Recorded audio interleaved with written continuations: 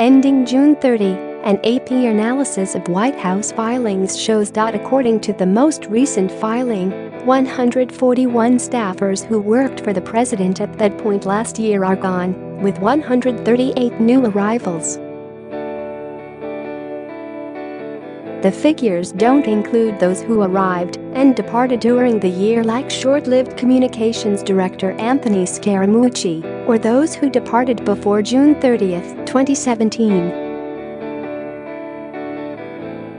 At all levels of seniority and pay levels, Trump's staff churn has exceeded that of the executive office of former President Barack Obama, with a noticeably larger turnover among top aides, according to an annual report on the White House payroll released late on Friday and reviewed by Reuters.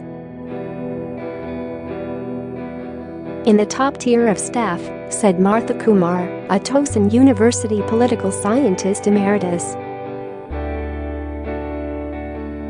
That hurts Trump's ability to advance his policies in coordination with outside allies, said Kumar, director of the White House Transition Project, who has kept track of the turnover since the Reagan administration. You need to have a continuity, she said. The White House did not respond to requests for comment. 56% of the highest-ranking people in Trump's White House named in last year's payroll report have since left or have announced they will soon leave, including Chief of Staff Reince Priebus, top economic advisor Gary Cohn, Deputy Chief of Staff Rick Dearborn and spokesman Sean Spicer. The report, showing names, titles, and salaries, is required by Congress each year by July 1. Two comparable reports from Obama's White House showed 13% of 24 top commission staffers left in the same period. Former President George W. Bush had the lowest level of turnover for modern presidents in a comparable time period, with only one top 8 leaving, Kumar's research shows. More upheaval is expected. Trump has been consulting with some advisors on a replacement for current Chief of Staff John Kelly, who is nearing a year in the job.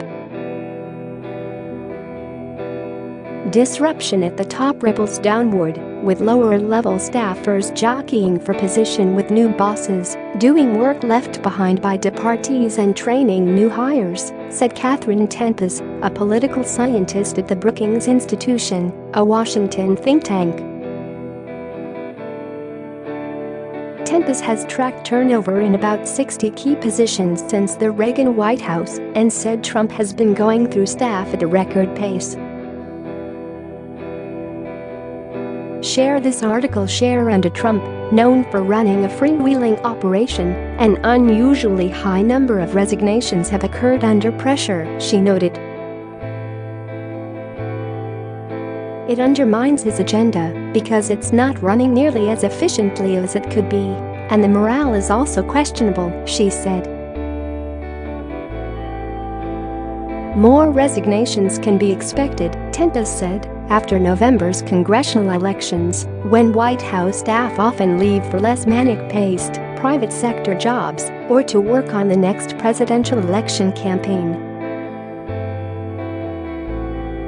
The report is a snapshot and does not show turnover between annual reports, nor does it show changes in the vice president's office and some other White House departments. It showed high turnover in all salary levels and job types.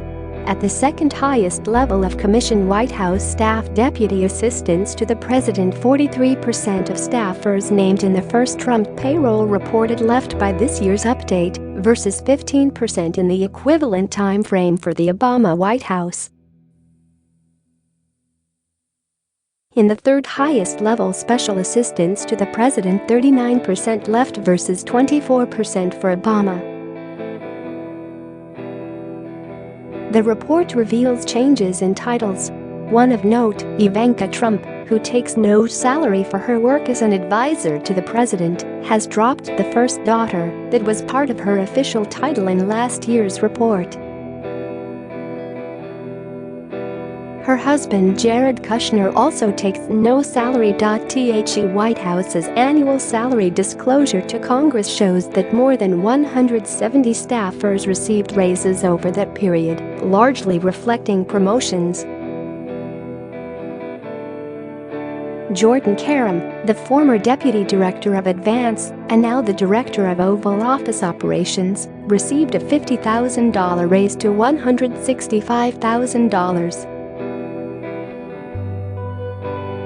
First Lady Melania Trump's spokeswoman, Stephanie Grisham, received a $40,000 bump to $155,000. Research Director Adam Kennedy, who was previously the deputy, received a $38,000 increase. Sylvia Davis, a deputy policy coordinator, received the largest increase. She now makes 121%, or $85,000, more than the $70,000 she made as an assistant staff secretary. New employees include National Security Advisor John Bolton, who makes the maximum $179,700, and Deputy Press Secretary Hogan Gadley, who takes in $130,000 annually.